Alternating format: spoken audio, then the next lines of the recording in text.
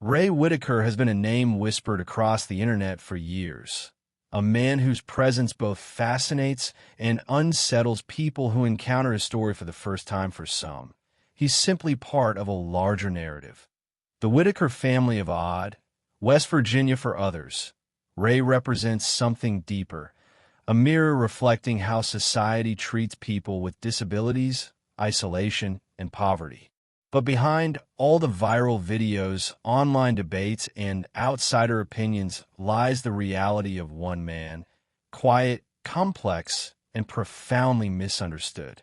Ray Whittaker was born into the same small community his family still calls home, tucked deep in the Appalachian Hills, far from the noise of cities and the modern conveniences most take for granted. The Whittaker home became both a refuge and a cage for decades. The family lived apart from the rest of society, bound together by love, confusion, and circumstance.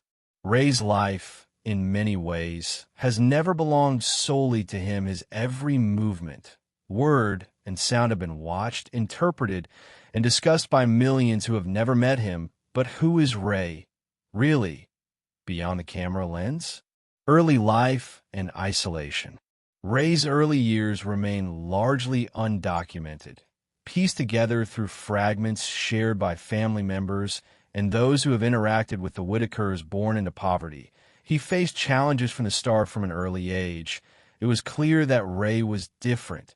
His speech, his comprehension, and his behavior reflected cognitive and neurological differences that would follow him into adulthood.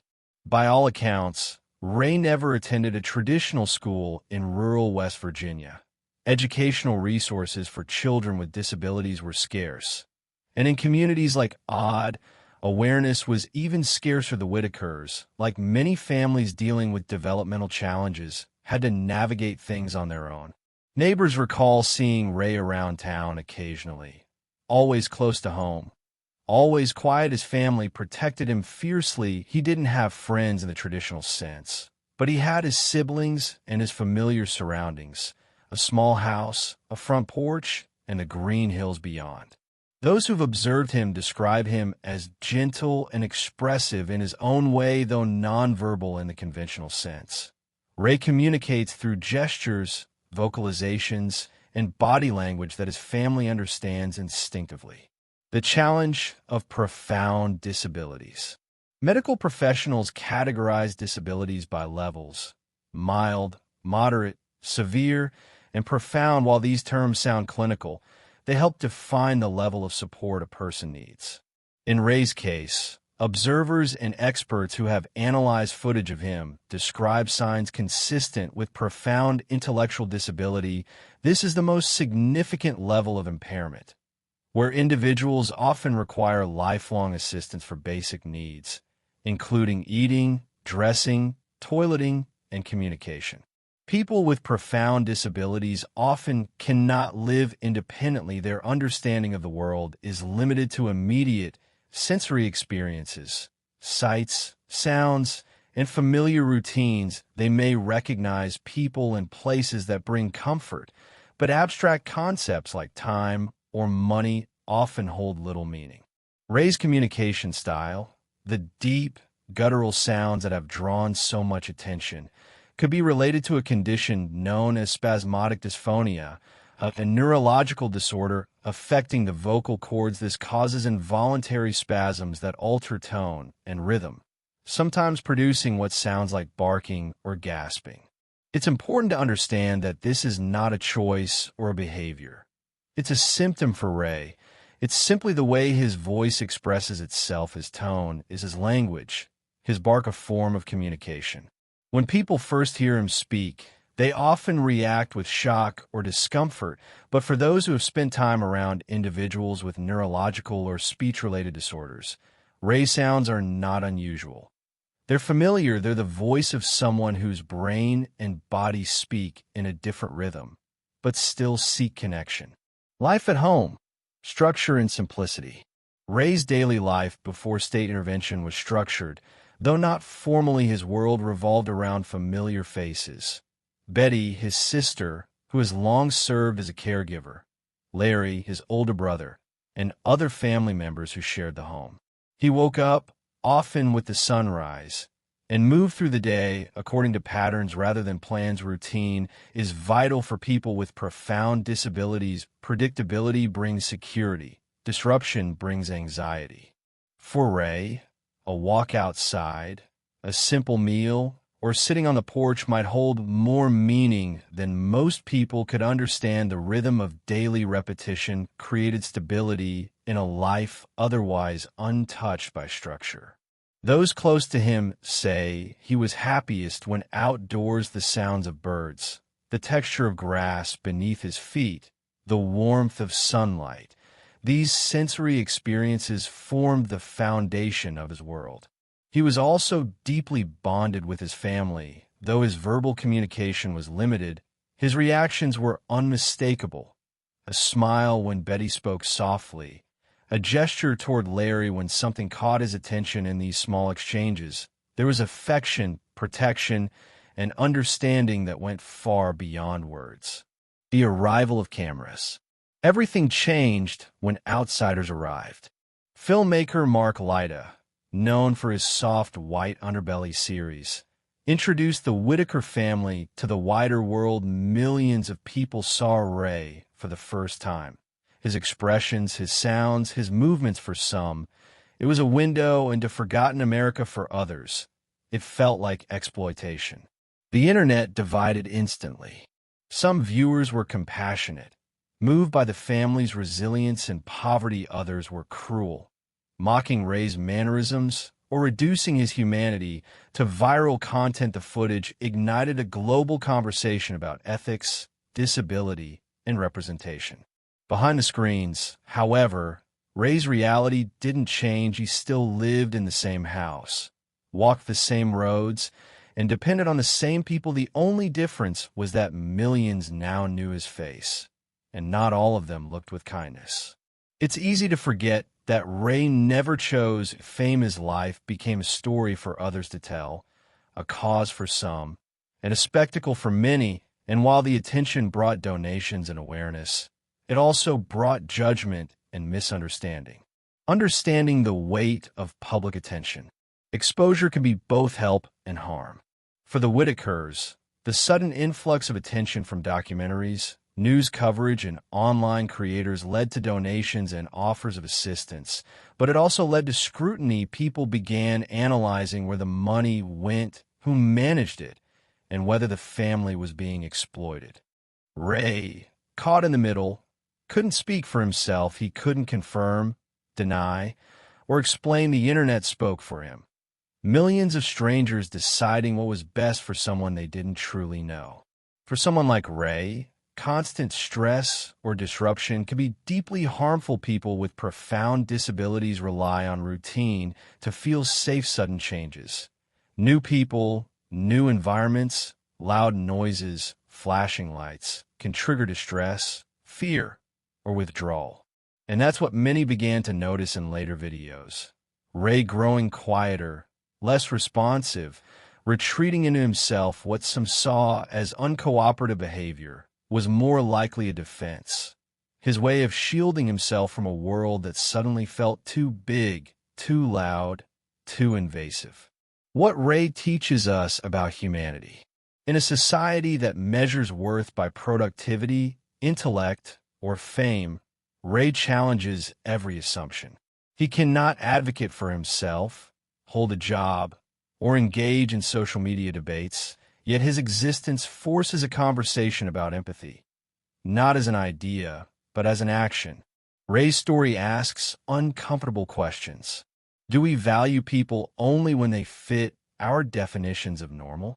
Is curiosity an excuse for intrusion? And when we claim to raise awareness, are we actually helping or just consuming? Because behind every view count and viral clip is a real human being, one who didn't ask for any of it. The road ahead.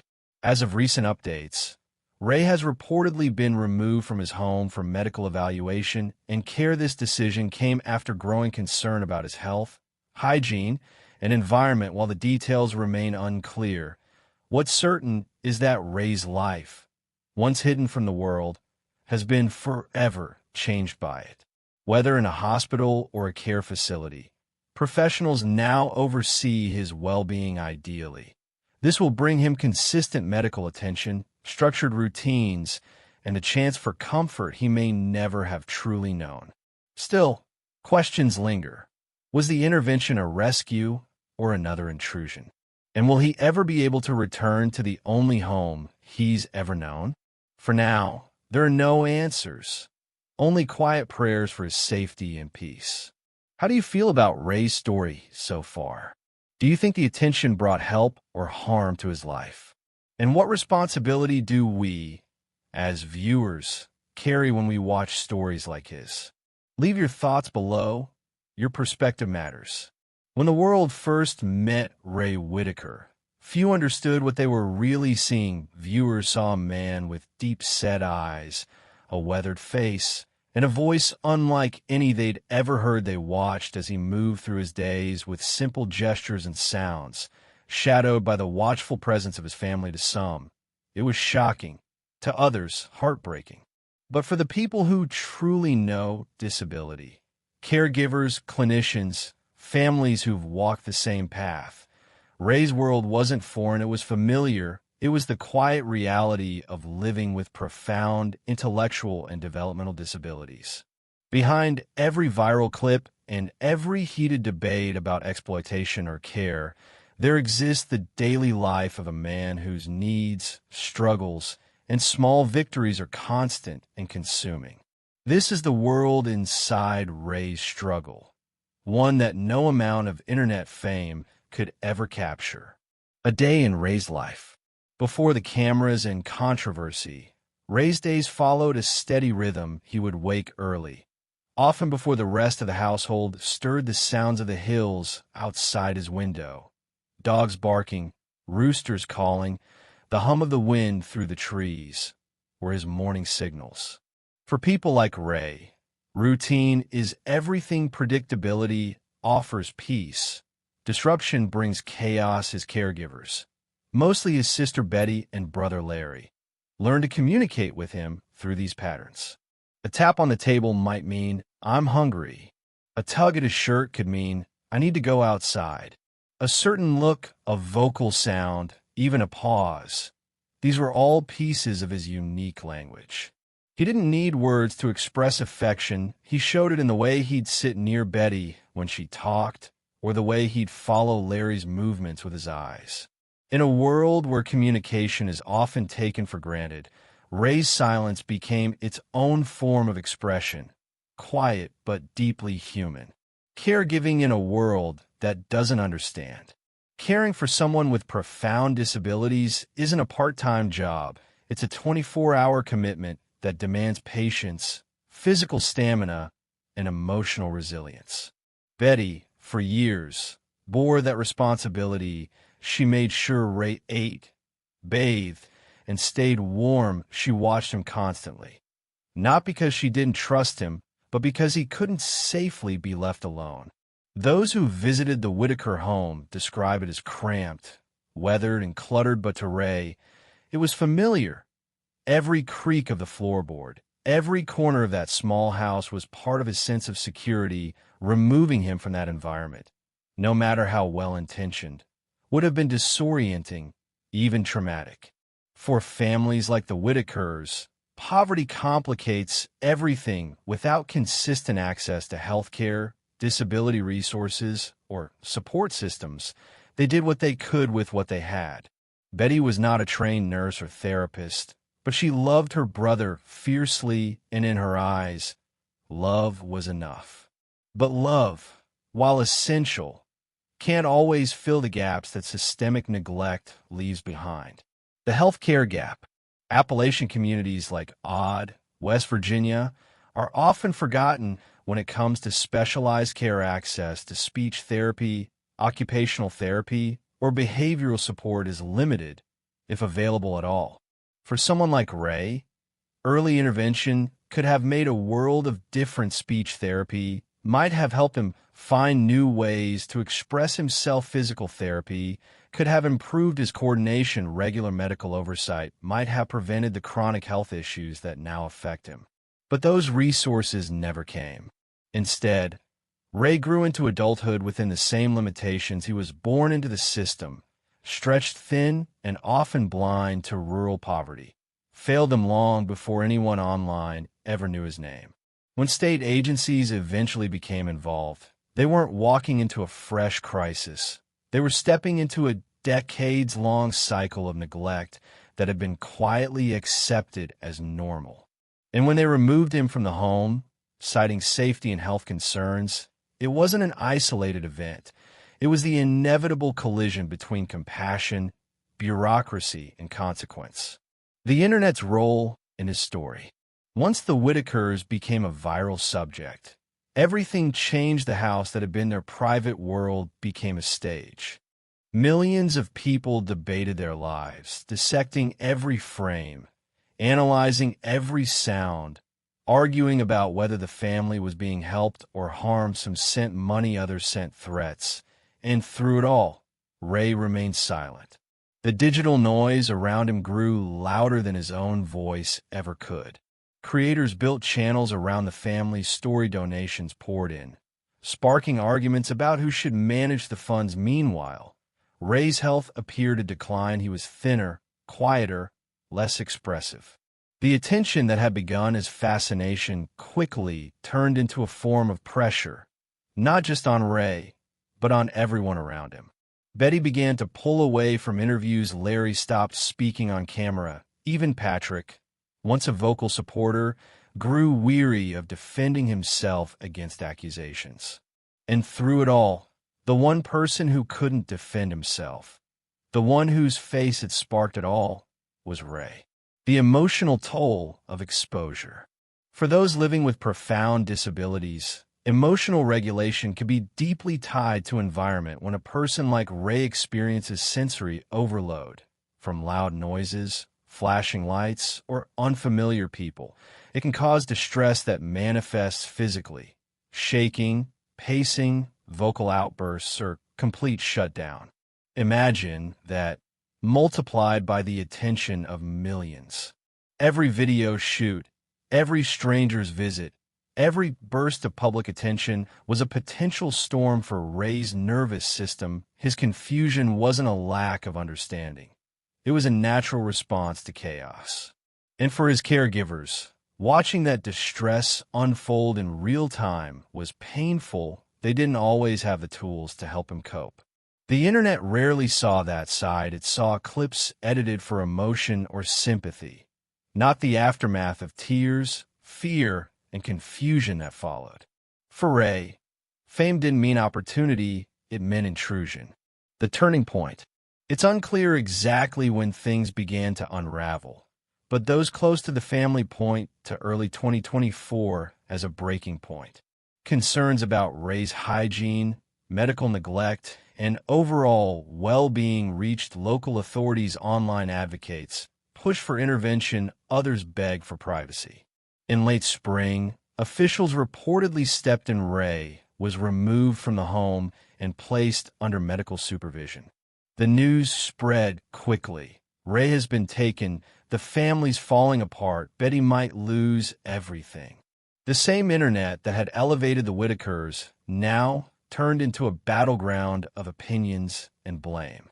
But for Ray, none of that mattered. What mattered was that his environment, the only one he'd ever known, had been stripped away. He found himself surrounded by strangers, new routines, bright lights, and endless questions.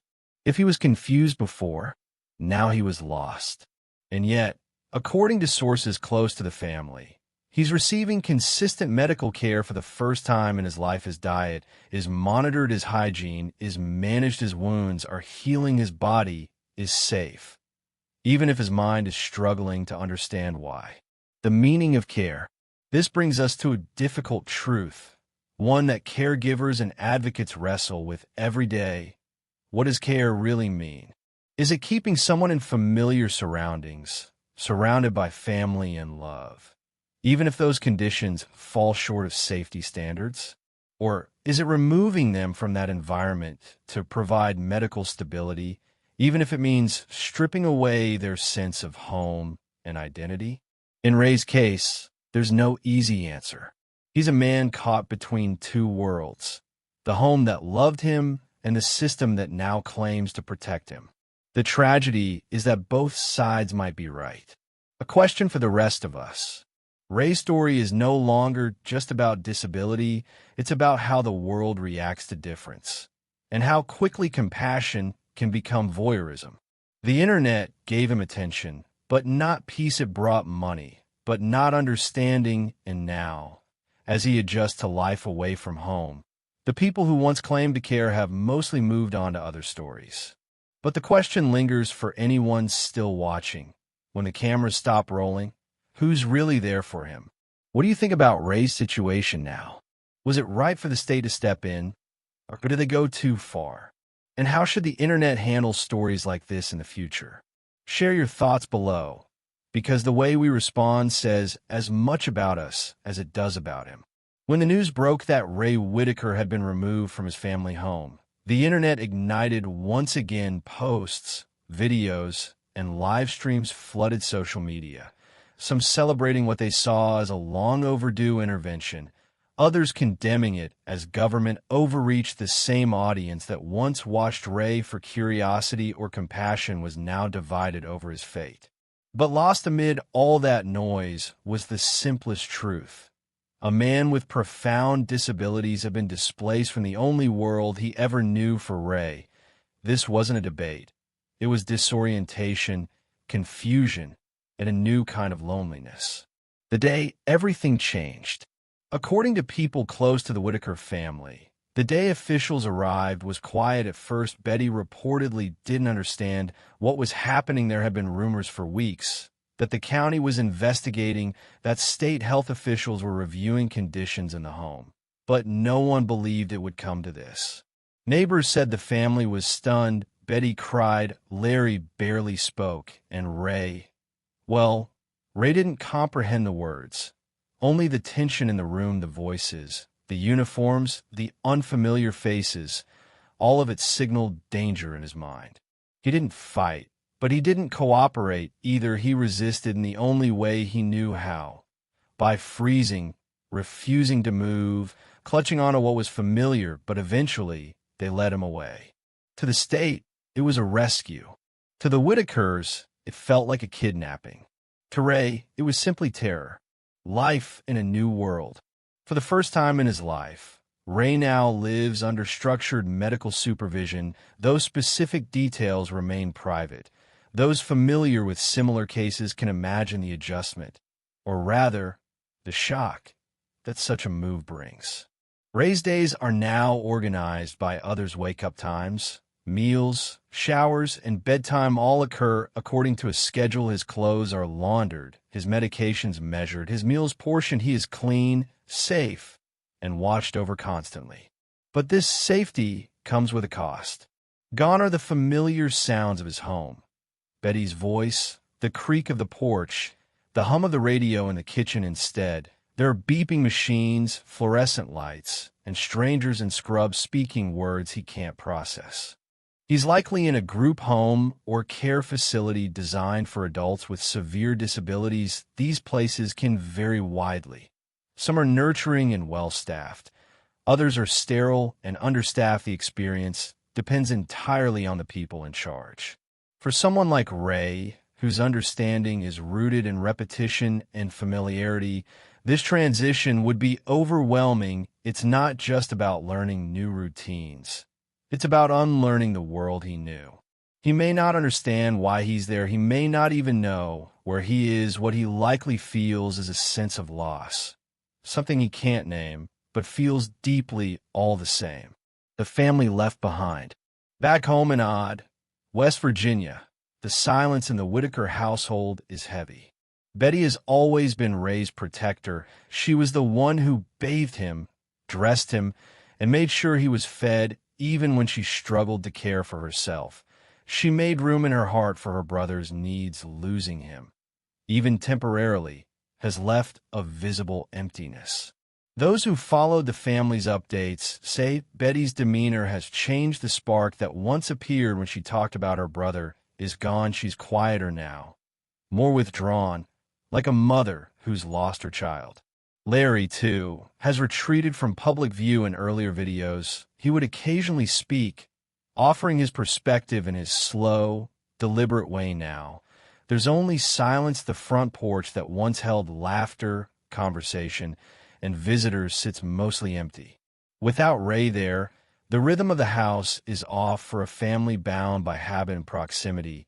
The absence of one changes the dynamic of all. Public division and online noise. While the family mourned privately, the internet erupted publicly. On one side were those who praised the intervention. It was about time. They said he needed proper care.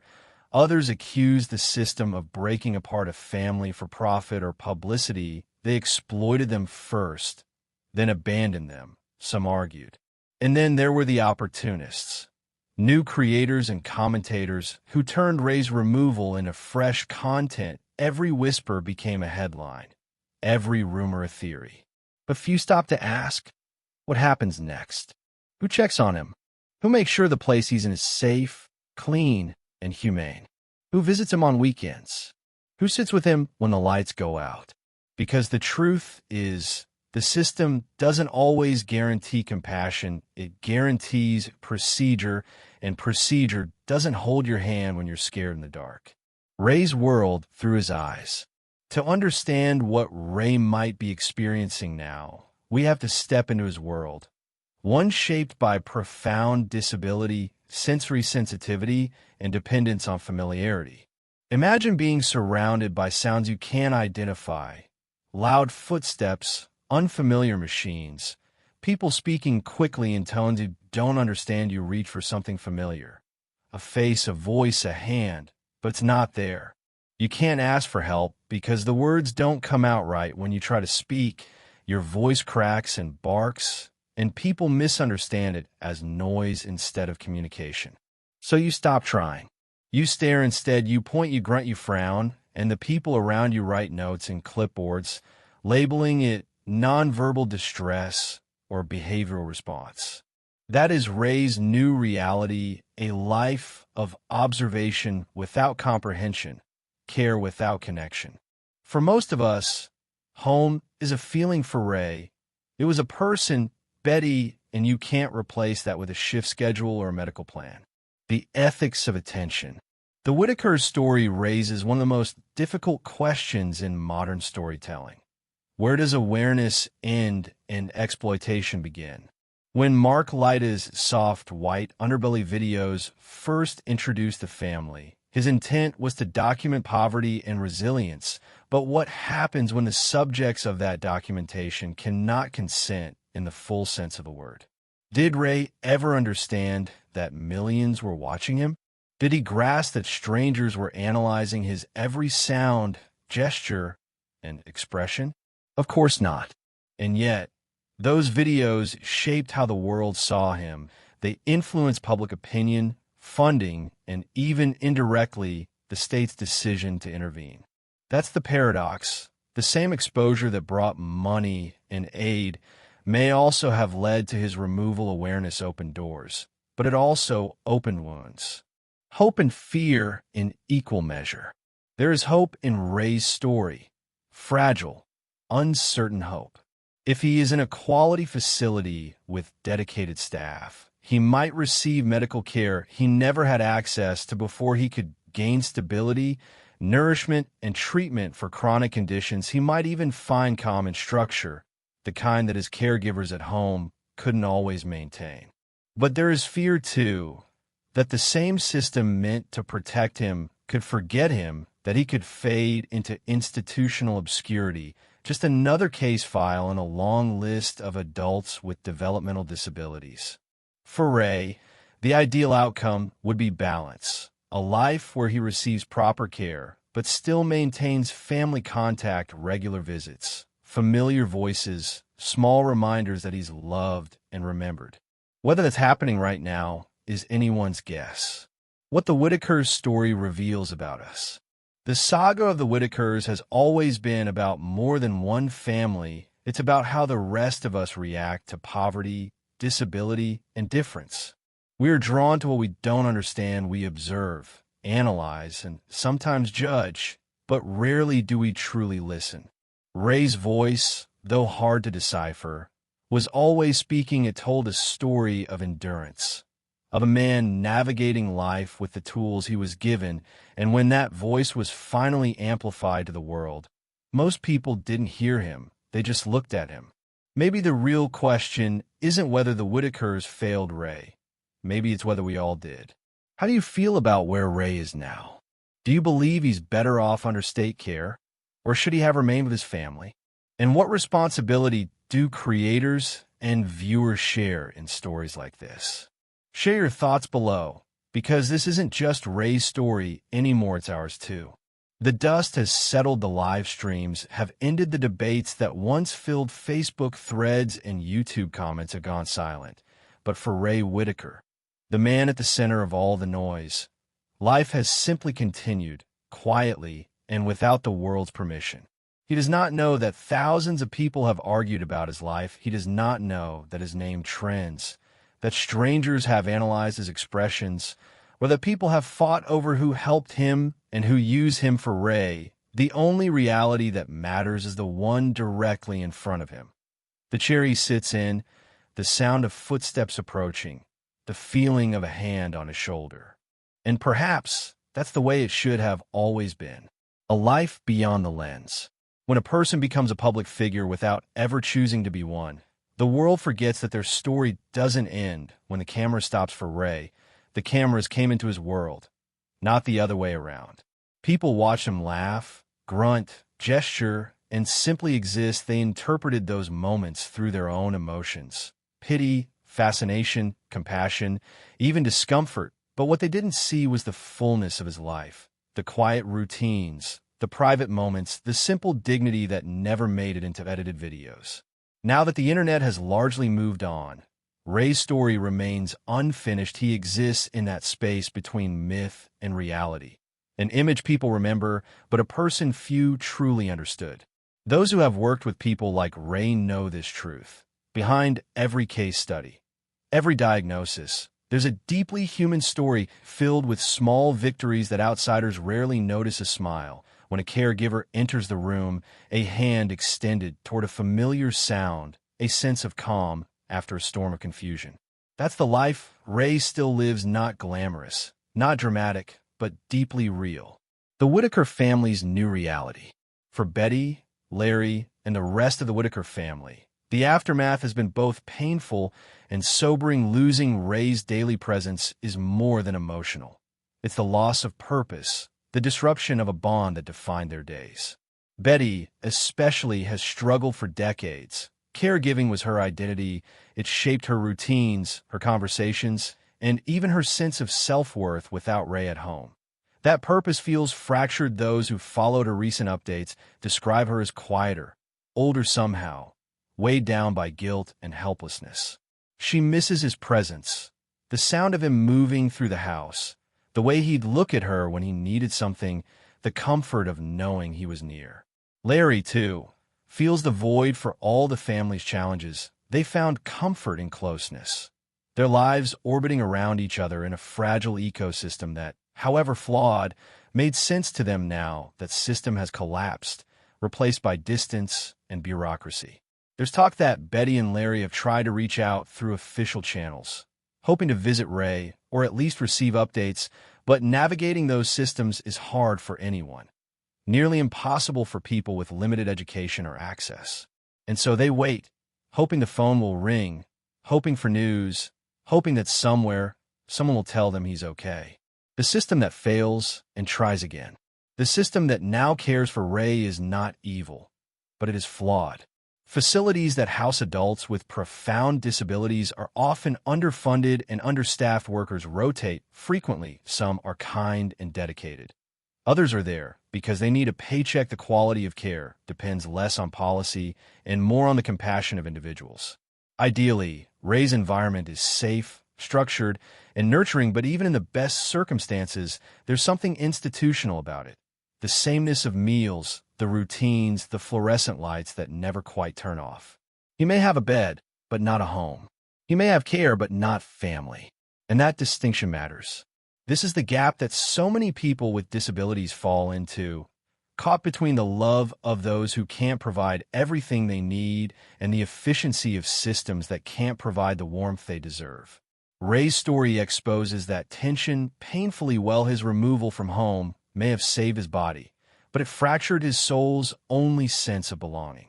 The question, then, is not whether he is safe, but whether he is seen. The lessons hidden in his story. What does Ray's story teach us? Not about poverty or fame, but about humanity.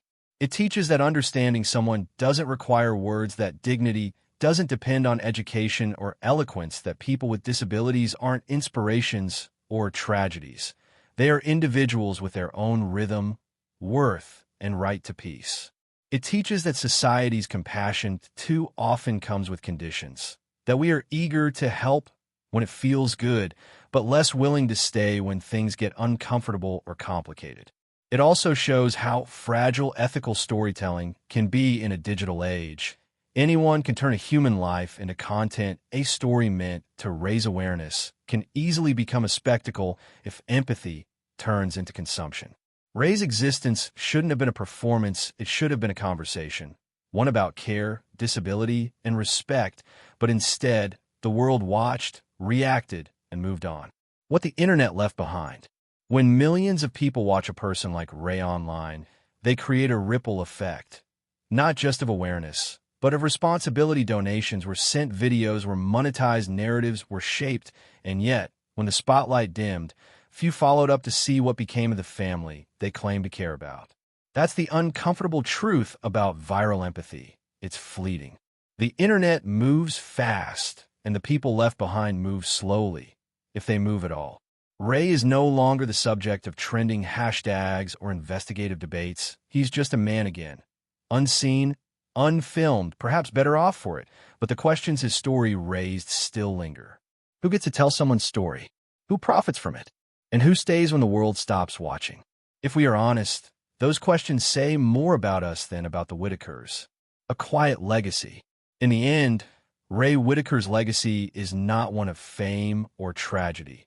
It's one of reflection. He has reminded the world, however briefly, that humanity isn't measured in intelligence, money, or social grace. It's measured in how we treat those who can give us nothing in return.